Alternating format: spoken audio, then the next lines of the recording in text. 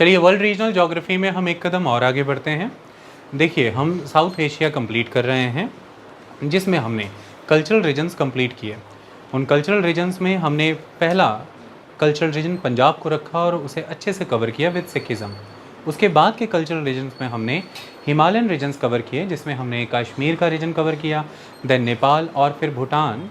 फिर हमने Indian ocean regions cover किए उसी लेक्चर में, that is Sri Lanka and Maldives. अब हम आगे बढ़ेंगे और अब हम दो स्टेट्स की बात करेंगे, two nations, Pakistan and Bangladesh. देखिए पाकिस्तान और बांग्लादेश काफ़ी हद तक सिमिलैरिटीज़ रखते हैं। किस तरह की सिमिलैरिटीज़ रखते हैं? देखिए आपको रिलीजन के मामले में सिमिलैरिटीज़ दिखेंगी, पॉपुलेशन के मामले में सिमिलैरिटीज़ दिखेंगी, ऑक्यूपेशन के लेवल पर सिमिलैरिटीज़ दिखेंगी। तो काफ़ी हद तक सिमिलैरिटीज़ हैं। स्टिल देयर आर डिफरेंसेस, जिसके कारण किसी समय तक ईस्ट पाकिस्तान रहा एक क्षेत्र, आज में बांग्लादेश बन के आया। ओके, वो क्या कारण है, चीज़ें हैं, वो हम उन्हें समझने का प्रयास करेंगे। जैसा बुक में दिया उस हिसाब से चलेंगे, अलग नहीं जाएंगे। देखिए हम जिस क्षेत्र की बात कर रहे हैं आज, उस क्षेत्र में अगर हम सबसे पहले पाकिस्तान को कवर करें तो 1947 में इसका बर्थ होता है, और ये बर्थ का रीज़न है पार्टीशन। पार्टीशन किस चीज़ का? इंडियन टेरिटरी का पार्टीशन होना। और इंडियन टेरिटरी पार्टीशन करके एक क्षेत्र निकला, जो कौन सा क्षेत्र था? ध्यान से देखिए, वो पहले इंडियन टेरिटरी ही थी, north west frontier province. North west frontier province आज खैबर पख्तूनख्वा कहलाता है। तो north west frontier province, west Punjab, Sindh, Balochistan. तो हमारा जो नेशनल एंथम है वो तो रविंद्रनाथ टैगोर ने बहुत पहले ही रच दिया था, आज़ादी से काफ़ी पहले। तो आप उसमें ये देख भी सकते हैं, पंजाब सिंध गुजरात मराठा। तो ये लाइनें उसमें जब आती हैं, हालांकि नेशनल एंथम हाई रिस्पेक्ट में रहना चाहिए ऑलवेज़। सिर्फ आपको बात समझानी थी तो मैंने बीच से ये लाइन उठाई, अदरवाइज़ ये कभी ऐसा नहीं होना चाहिए। आपको स्टैंड स्टिल रहते हुए उसे कंप्लीट ही गाना है, ओके, परफॉर्म करना है। तो north west frontier province, west Punjab, Sindh, Balochistan, ये क्षेत्र इंडियन टेरिटरी से निकाले गए और एग्जिस्टेंस में आता है पाकिस्तान 14 अगस्त 1947 को। तो फिर ये नेचुरल सी बात है कि इस पाकिस्तान में इस डेट से पहले तक जो रूलर हैं वो कौन होंगे? कॉलोनियल रूलर्स, क्योंकि इंडियन टेरिटरी पे तो उन्हीं का रूल था। तो कॉलोनियल रूलर्स, और सीधे शब्दों में ब्रिटिशर्स। तो ब्रिटिशर्स का रूल हुआ करता था, ओके। और उसका बड़ा प्रभाव इस बात में नज़र आता है कि आज की डेट में अगर आप पाकिस्तान को देखें तो वहाँ के पॉलिटिकल सिस्टम में पार्लियामेंट्री फॉर्म ऑफ गवर्नमेंट होती है। जैसे इंडिया में parliamentary form of government exist करती है, वहाँ पर भी आपको यही इंस्टीट्यूट्स ऐसे नज़र आते हैं, that is president, prime minister. जैसे हमारी सेंट्रल लेजिस्लेचर यानी कि संसद में दो हाउसेज रहते हैं, नीचे का house that is the Lok Sabha और ऊपर का हाउस राज्यसभा। वहाँ पर इसके हाउसेज होते हैं the national assembly and the senate. वहाँ पर नेशनल असेंबली और सीनेट रहता है। तो कॉलोनियल इम्पैक्ट वहाँ के कानूनों में, वहाँ के लॉ एंड ऑर्डर में, वहाँ की पॉलिटिकल इंस्टीट्यूशंस में, form and system of government में नज़र आता है। दूसरी बड़ी चीज़ जो कल्चरली नज़र आता है वो है द लैंग्वेज, और इंग्लिश एज ए लिंगुआ फ्रैंका वहाँ यूज़ होती है। बिज़नेस कम्युनिटीज़ में, ऑफिशियल एलीट क्लासेस में इंग्लिश ही मेजॉरली यूज़ होती है, ओके। और otherwise as a lingua Franka भी इस्तेमाल होती है। लेकिन कुछ मामलों में पाकिस्तान भारत से बहुत अलग रहा। वो कैसे? देखिए, पाकिस्तान भारत से एक दिन पहले आज़ाद हुआ, लेकिन पाकिस्तान में संविधान भारत से 6 वर्ष बाद लागू हुआ। ये 6 इयर्स का डिले पाकिस्तान के आज की पॉलिटिकल अनस्टेबिलिटी के पीछे कारण है। कभी समय और मौका रहा तो हम इस पर भी बात करेंगे। तो 1956 में पाकिस्तान में कॉन्स्टिट्यूशन लागू हुआ, ओके। और हम जानते हैं कि भारत में ये 26 जनवरी 1950 को हो गया था। अब पाकिस्तान पे कॉन्स्टिट्यूशन लागू हुआ है, पाकिस्तान से अंग्रेज गए हैं, तो पाकिस्तान फिर क्या है एग्जैक्टली? तो ये बात तो तय है कि जैसे इंडिया रिपब्लिक है, ऐसे ही पाकिस्तान भी रिपब्लिक है।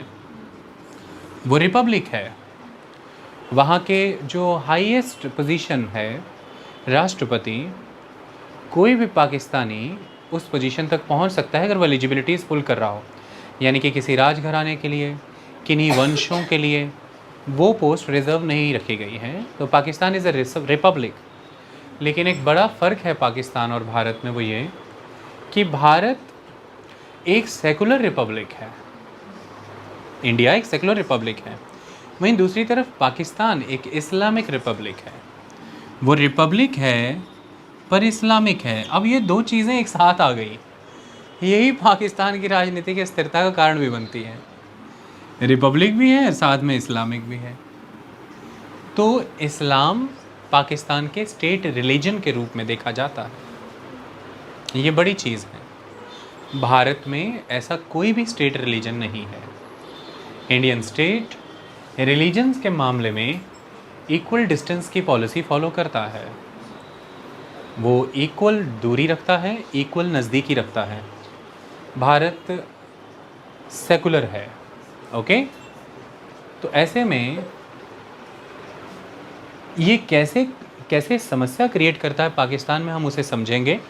हम पहले थोड़ा सा आपको समझा रहे हैं कि इंडियन टेरिटरी से ही निकलने के कारण क्या कुछ सिमिलर नज़र आता है, और उस सेम एक्सपीरियंसेस के बावजूद भी आज क्या कुछ डिफरेंट नज़र आता है। जो पॉपुलेशन है वो प्रिडोमिनेंटली मुस्लिम है, और वर्ल्ड लेवल पर मुस्लिम्स सेक्ट वाइज जैसे डिवाइडेड हैं, एग्जैक्ट उसे ही रिप्रेजेंट करती है। दैट इज़ 85% सुन्नी हैं, 15% शिया हैं। ऐसा नहीं है कि माइनॉरिटीज़ नहीं हैं, माइनॉरिटीज़ भी एग्जिस्ट करती हैं, जिनमें हिंदू माइनॉरिटी भी है, जिनमें सिख माइनॉरिटीज़ भी हैं, वो कम्युनिटीज़ भी एग्जिस्ट करती हैं, क्रिश्चियंस भी हैं। लेकिन डोमिनेंस मेजॉरिटी का है, और उनका जो धर्म है वह राज्य का धर्म है। तो पाकिस्तान यहाँ पर एक रिपब्लिक होते हुए भी इस्लामिक स्टेट के रूप में एग्जिस्ट करता है, ओके। इस बात को हमें समझना है। चलिए, वेरी गुड, हमने ये चीज़ें तो मुख्य समझ ली। अब यहीं से फिर कुछ बदलाव निकले। वो कैसे? आप केवल यहीं अलग नहीं है भारत से कि वो सेकुलर है, आप इस्लामिक हैं। फिर यहीं से निकला कि पाकिस्तान की एक नेशनल लैंग्वेज भी है, और वो उर्दू है। लेकिन भारत की ऐसी कोई राष्ट्रीय भाषा नहीं है। भारत की ऑफिशियल लैंग्वेज है सेंट्रल गवर्नमेंट की, इंग्लिश एंड हिंदी। लेकिन कोई नेशनल लैंग्वेज हमारे देश की नहीं है। केंद्र सरकार की अपनी राजकीय भाषाएं हैं 2। ऐसे ही स्टेट गवर्नमेंट्स की भी अपनी ऑफिशियल लैंग्वेजेस होती हैं। जैसे पंजाब की ऑफिशियल लैंग्वेजेस हैं पंजाबी एंड इंग्लिश। तो वहाँ ऑफिशियल लैंग्वेज होने के साथ साथ नेशनल लैंग्वेज भी है Urdu. It is a national language. लेकिन ऐसा नहीं है कि पाकिस्तान में अदर लैंग्वेजेस और लिंग्विस्टिक ग्रुप्स नहीं एग्जिस्ट करते। ऑलमोस्ट उर्दू के अलावा 60 और भाषाएं एग्जिस्ट करती हैं, 60 अदर लैंग्वेजेस भी एग्जिस्ट करती हैं, और एक डाइवर्स लिंग्विस्टिक ग्रुप्स का बेस है वहाँ पर। लेकिन उर्दू राष्ट्रीय भाषा है। ये बड़ा कारण रहा था ईस्ट पाकिस्तान का एक समय में बांग्लादेश बन जाने का। It was the big reason. Okay, Pakistan को जब हम देखते हैं तो जनसंख्या वाइज कैसा नज़र आता होगा? बहुत भारी जनसंख्या। साइज़ वाइज अगर देखें तो उसके कंपैरेटिवली पॉपुलेशन हाई है, तो एक डेंस पॉपुलेशन कंट्री के रूप में पाकिस्तान जाना जाता है। आज के समय में आप लें तो लगभग 23.4 करोड़ पॉपुलेशन है। पर अगर आप इसे भारत से कंपेयर करेंगे तो ये जनसंख्या यूपी की है उत्तर प्रदेश की। मतलब कुल पाकिस्तान की जनसंख्या उतनी है जितना भारत में उत्तर प्रदेश है। जनसंख्या वाइज बड़ा राज्य, सबसे बड़ा राज्य भारत का। और ऐसे अब कितने राज्य हैं भारत में, देखिए, इमेजिन करिए। तो ये पाकिस्तान की पॉपुलेशन है। पॉपुलेशन से जुड़े हुए कुछ लक्षण कैसे हैं? देखिए, पाकिस्तान मेजॉरिटी रूरल है, ग्रामीण है पाकिस्तान। ओके, 60% के अराउंड पॉपुलेशन ग्रामीण इलाकों में रहती है। ये डायनेमिक भारत की तरह ही है, पहली चीज़। तो दूसरी चीज़ फिर क्या हो जाएगी? इतनी बड़ी जनसंख्या ग्रामीण है तो पाकिस्तान की पॉपुलेशन मेजॉरिटी एग्रेरियन है, खेती बाड़ी प्रधान राज्य है। पाकिस्तान एक खेती बाड़ी प्रधान राज्य है। ओके, एग्रीकल्चर डोमिनेंट है वहाँ की इकोनॉमी एंड सोसाइटी में, और खेती बाड़ी में उतनी आमदनी नहीं होती। जनसंख्या अधिक गाँवों में बसती है। अपॉर्चुनिटीज़ को देखते हुए बड़े स्तर पर माइग्रेशन होता है लोगों का। So rural to urban shift higher है, rural to urban shift higher है। So high rural to urban shift है। अगर मैं पिछले समयों की बात करूं तो फर्टिलिटी रेट भी अधिक था और बच्चों के पैदा होने की दर भी अधिक थी। फैमिली साइज़ भी बड़ा हुआ करता था। इंफ्रास्ट्रक्चर में, मेडिकल सेक्टर में तो कोई बड़ा बदलाव उतना नहीं आया, लेकिन फिर भी फैमिली साइज़ छोटे हुए हैं, पहले के मुकाबले छोटे हुए हैं। लेकिन वही कहानी, जैसे भारत ने 1950 से 1980 के दौर में पॉपुलेशन का बड़ा बूम देखा, ऐसा ही पाकिस्तान ने भी उस समय में एक्सपीरियंस किया।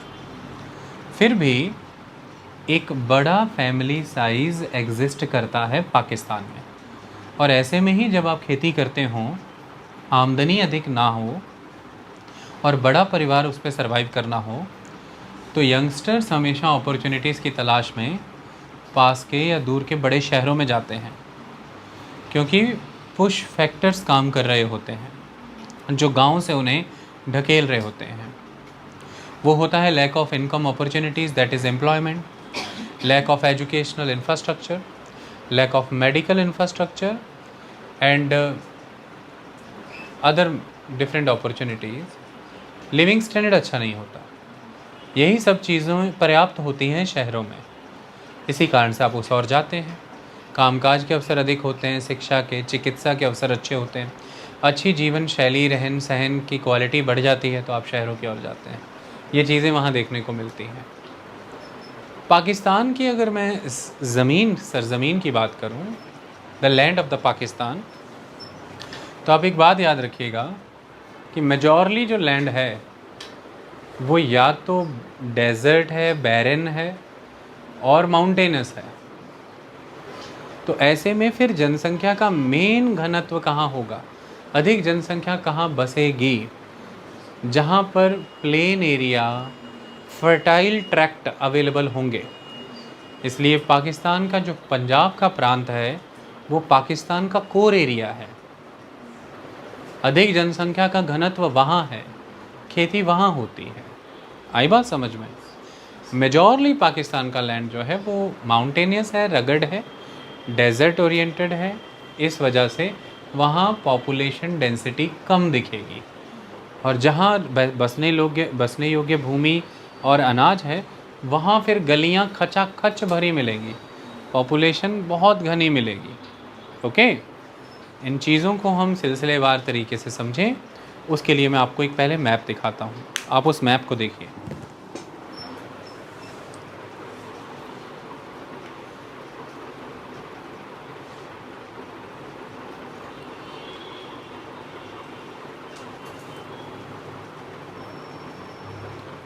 ठीक है, बोर तो नहीं हो रहे आप? आइए देखिए, इसमें पहले हम पॉलिटिकल डिवीज़न समझ लेते हैं पाकिस्तान की।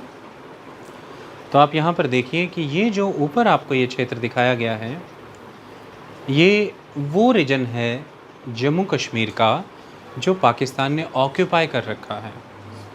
ये पाकिस्तान के कंट्रोल में है, इसलिए इस मैप में दिखाया गया है। तो इसे बुक में भी डिस्प्यूटेड टेरिटरी बताया गया है।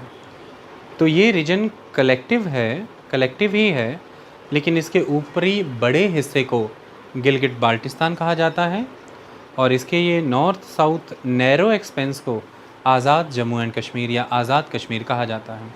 अब आप इसे बाहर रखिए और बाकी के पाकिस्तान को देखिए। तो पाकिस्तान कुछ इस तरह से बटा हुआ है। ये जो आपको सी ब्लू कलर में नज़र आ रही है सारी, it is the north west frontier.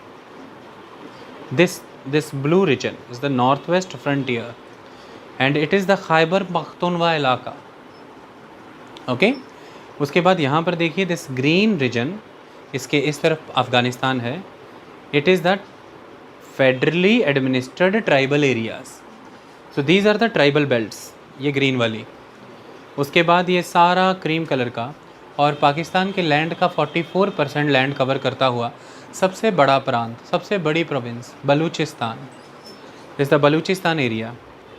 And this one is the heart of the Pakistan, the lifeline of the Pakistan, and that is the Punjab region, and this one is the Sindh इलाका।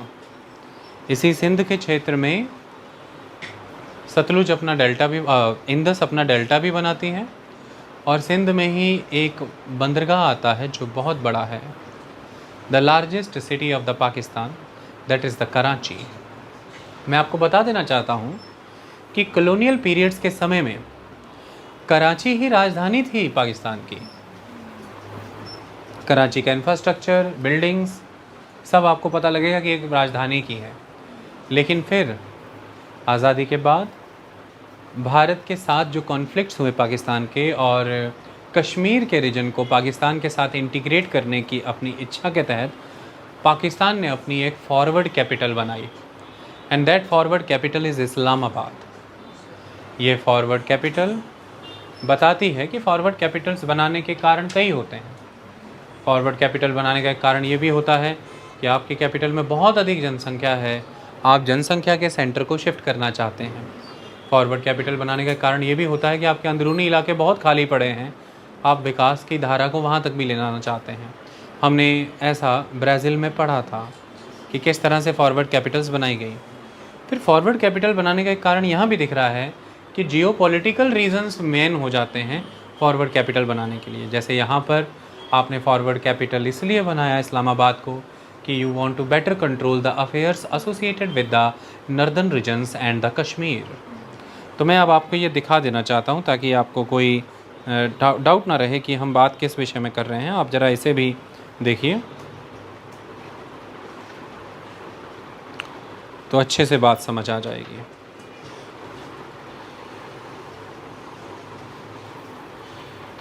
ये देखिए, अब अगर हम इस map को देखें तो देखिए कहाँ है इस्लामाबाद। देखिए इस्लामाबाद, और ये देखिए दैट पाकिस्तान ऑक्यूपाइड कश्मीर, जिसे आज़ाद कश्मीर कहते हैं वो, it is very very close to it. वैसे इस्लामाबाद एक बहुत ही खूबसूरत राजधानी क्षेत्र के रूप में जाना जाता है। कभी इमेजेस देखिएगा इंटरनेट पे।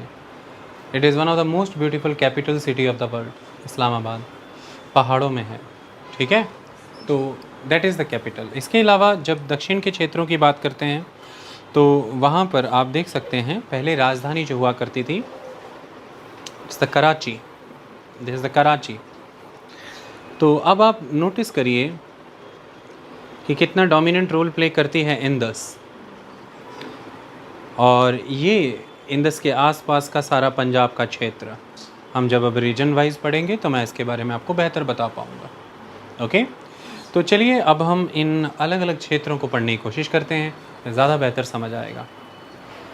सबसे पहले हम पढ़ते हैं पंजाब क्षेत्र को, पंजाब प्रोविंस को। मैंने बता दिया पंजाब कोर एरिया है, हमने ये पढ़ा अभी। अधिक जनसंख्या पंजाब में ही बसती है। पंजाब एग्रीकल्चरली रिच एरिया है। अब होता ये है कि जब हम पाकिस्तान की बात करते हैं तो कोई बहुत अधिक उसे मानसून का बेनिफिट नहीं मिलता।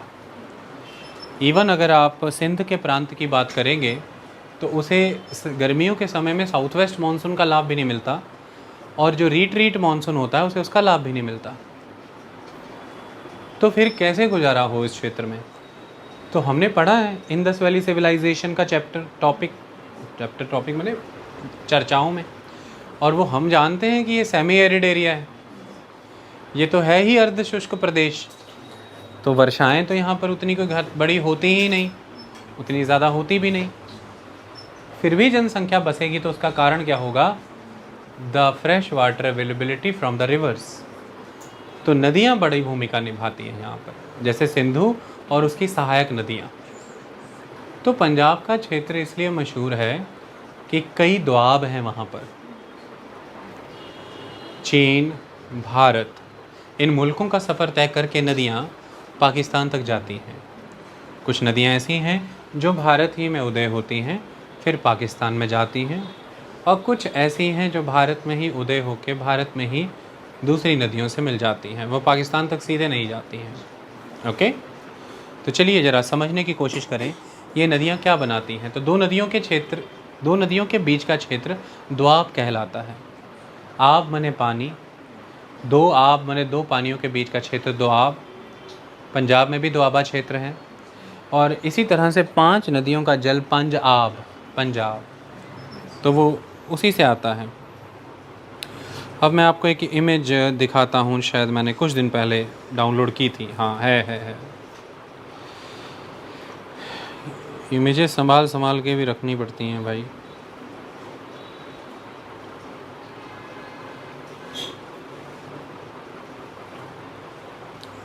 ये देखिए, बहुत अच्छे से बताया गया है इसमें सब कुछ। देखिए क्या बात है, इतने भारी रीजन है, एटलस भी गिर जाता है। Okay, look at this. तो यहाँ पर देखिए ये सतलुज है और ये ब्यास है, और ये क्षेत्र भारत में है। तो ब्यास और सतलुज के बीच का क्षेत्र बिष्ट दोआब, आप देख पा रहे हैं बिष्ट दोआब। जालंधर शहर जहाँ मैं अभी खड़ा हूँ, जहाँ लेक्चर दे रहा हूँ, वो बिष्ट दोआब का केंद्र हो जाता है। ओके, आप ऊपर आइए, देखिए ब्यास है और ये रावी नदी है। तो ये ब्लू कलर का देखिए, दिस इज़ द बारी दोआब, और बारी दोआब में एक महत्वपूर्ण क्षेत्र है मुल्तान। और मुल्तान पाकिस्तानी पंजाब के एंकरिंग सिटीज़ में आता है, जैसे फैसलाबाद, मुल्तान, लाहौर। ये महत्वपूर्ण शहर है पाकिस्तानी पंजाब के। और बहुत से आपने पंजाब में मुल्तानी लुबाने देखे होंगे, सुना भी होगा आपने। मुल्तान बाज़ारों के रूप में बहुत बड़ा माना जाता था, मुल्तान से आने वाले मुल्तानी लोग। ओके, पंजाब में भी बहुत बड़े पैमाने पर बसते हैं। ठीक है, तो ये रहा बारी दोआब। इसके बाद हम आगे बढ़े तो अब देखिए रावी है और चिनाब है। तो ये देखिए रावी और चिनाब के बीच में रचना दोआब। नाम देखिए, ये दोनों नदियों के पहले लेटरों से मिलता बनता है। ब्यास और रावी बारी, रावी और चिनाब रचना दोआब। ये देखिए रचना दोआब। ओके, ये देखिए चिनाब है और ये झेलम है, उनके बीच में देखिए that is Chaj Doab. Okay, Chaj Doab, ये रहा चज दोआब। और ये देखिए झेलम के पार ये सारा सिंध सागर दोआब। इस तरह से देखिए बिष्ट दोआब, बारी दोआब, रचना दोआब, चज दोआब, सिंध सागर दोआब, ये सारे सिंध नदी आ रही है, देखिए सिंध, तो सिंध सागर का दोआब का इलाका, झेलम के पार का जो, तो दीज आर द दोआब्स। तो पंजाब दोआबों की भूमि है, west Punjab relatively flat area है। हर साल नदियाँ आती हैं, अपने साथ एलुवियल सॉइल लेकर के आती हैं, तो फर्टाइल सॉइल मिलती है, एलुवियल सॉइल लेयर। और नदियाँ अपना कोर्स चेंज करती रहती हैं। इंडस की भी ये खासियत है। सिंधु घाटी सभ्यता से जुड़ी हुई एक समस्या भी थी कि नदी अपने मार्ग बदलती हैं। उस समय के ग्रामीण लोगों को समस्या होती। तो नदियाँ ना ऐसे चलती हैं, नदी जब ऐसे चल रही है तो कई बारी क्या होता है कि अपना कोर्स बदल ले रही है। तो जब नदी कोर्स बदल रही है तो ये देखिए नदी आ रही है, हो सकता है यहाँ पर आकर नदी किसी पॉइंट पे अपना कोर्स बदल ले, कोर्स ये हो जाए। तो अब नदी का कोर्स तो ये हो गया, पर नदी तो यहाँ से बहा करती थी, तो यहाँ पर पानी ट्रैप हो जाएगा, ये पानी यहीं रहेगा इस रीजन के अंदर कवर्ड। ये अब जो ऑक्स होता है बैल, उसकी जो पीठ पे बना होता है बो, वैसी ऑक्स बो लेक हो जाएगी।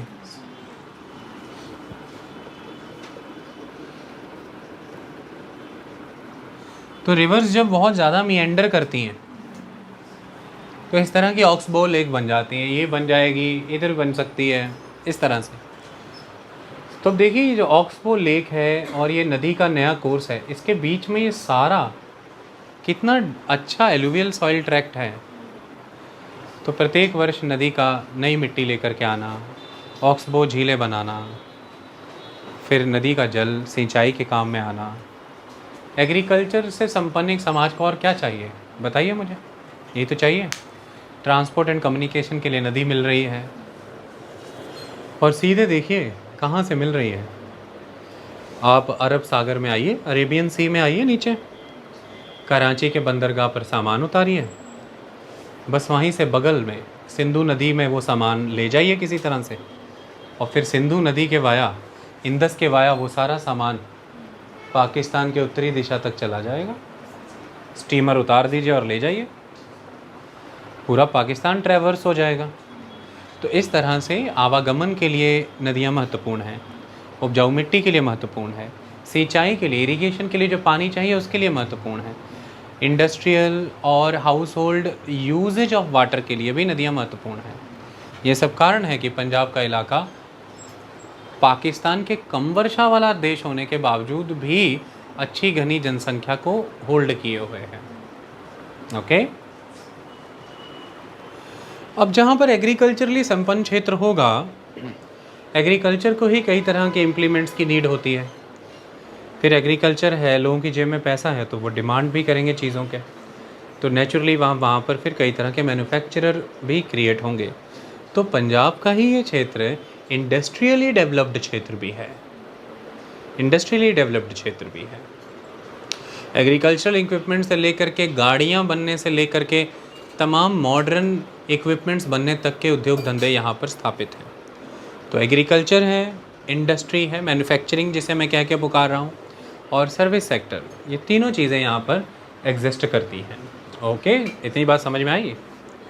पंजाबी आप जानते हैं कि प्रमुख भाषा है, पंजाबी एथनिसिटी है यहाँ पर, लेकिन जो धर्म है लोगों का वो मेजॉरली मुस्लिम है, क्योंकि जब संयुक्त पंजाब हुआ करता था, जो पंजाबी इस्लाम की पालना करते थे वो वेस्ट पाकिस्तान, और वो वेस्ट पाकिस्तान ठीक है, वेस्ट पाकिस्तान में वेस्ट पंजाब के साथ चले गए।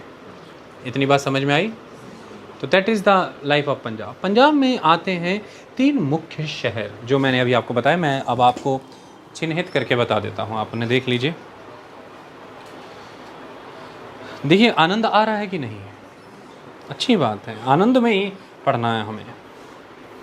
तो ये देखिए लाहौर है, फैसलाबाद है, मुल्तान है, महत्वपूर्ण शहर है। बाकी आप सारे देखिए, लाहौर, सियालकोट, गुजरांवाला, फैसलाबाद, चंग सदर, मुल्तान, ये सब सुने होंगे आपने। देखिए कितनी पास है लाहौर पंजाब के, अमृतसर के। ओके, तो बहुत ही क्लोज। लाहौर महत्वपूर्ण रहा महाराजा रणजीत सिंह के शासनकाल के दौरान भी, दरबार हुआ करता था वहाँ पे। ओके, लाहौर दरबार, तो that is the important. Lahore is the cultural centre of whole Pakistan. अगर आप एक